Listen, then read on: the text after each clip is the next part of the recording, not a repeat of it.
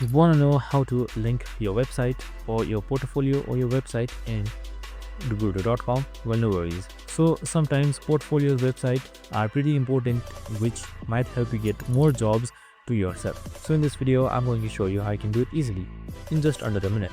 So let's get straight to it. Now first things first, just simply open up your Guru.com website. So we have also created similar videos regarding Guru.com, which is available on our channel, so make sure to watch it.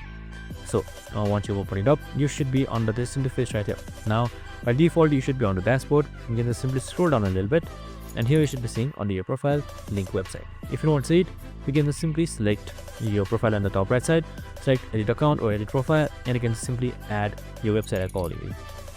So for this time, I'm just going to link website right here, and this should be the easiest way to do so. Now you can just simply select that, and here we can just simply add this plus icon, and you can just simply link your website just like this right here. And that's it, super simple and easy. I hope this video helped. If it did, make sure to like, subscribe, and tune in with us for more of these videos. See you in the next one.